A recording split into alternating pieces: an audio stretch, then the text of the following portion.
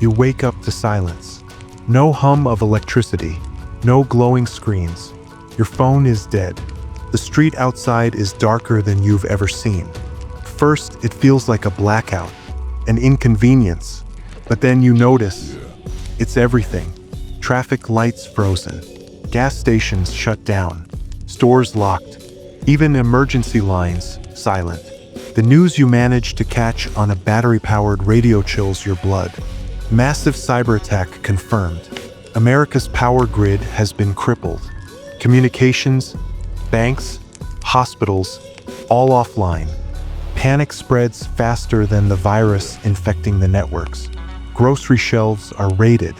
ATMs are useless. Credit cards nothing more than plastic. Within hours, neighbors begin to turn on each other. The world you knew wired, connected, dependent is gone. And you realize with a sickening clarity, this wasn't just an attack. It was the opening shot of a new kind of war. The question now is simple. How long can you survive in a country that has just gone dark? A cyber attack like this isn't science fiction. It's the most feared weapon in modern warfare.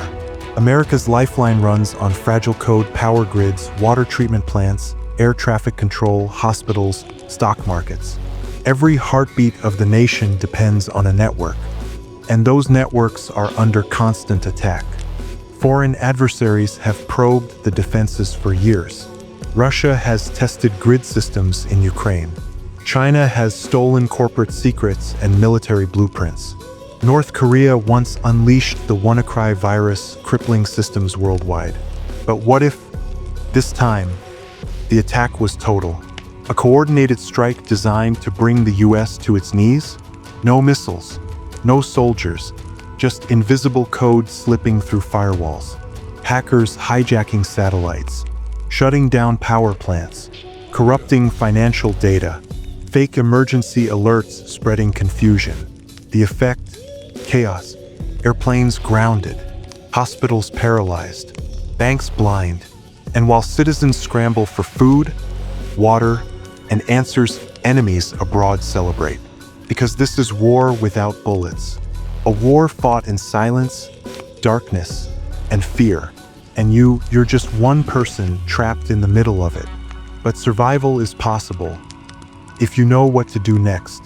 When the lights go out, you have minutes to make choices that can decide life or death. First, what to do.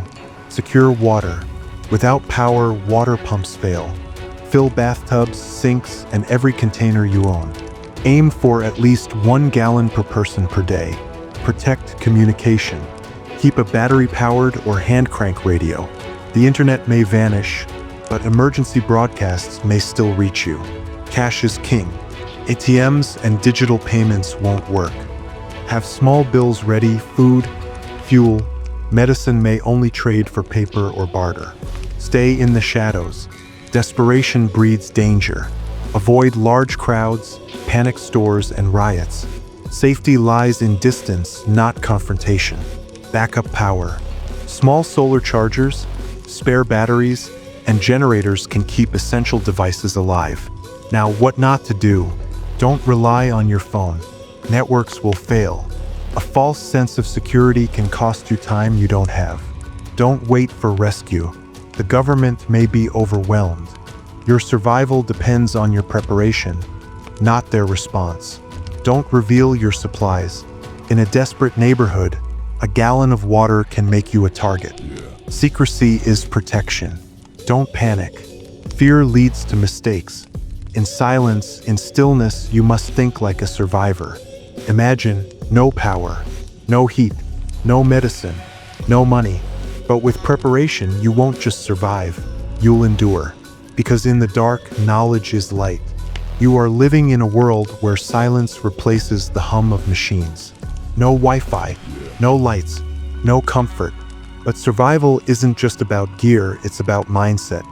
You must be calm when others break. You must think when others panic. You must act when others freeze. Repeat this truth. Preparation is power. Every drop of water you saved, every battery you stored, every plan you made. These are not just supplies, they are lifelines. The difference between despair and survival is simple choice. You chose to prepare. You chose to stay alert. You chose not to depend on luck. Because in the end, survival isn't luck. Survival is awareness. Survival is preparation. Survival is you. So stay ready, stay sharp, and remember this was only one scenario. Tomorrow's threat could be different. If you want to be prepared for every possibility, subscribe now. More strategies, more what-ifs, more survival knowledge. Stay aware, stay prepared, stay alive.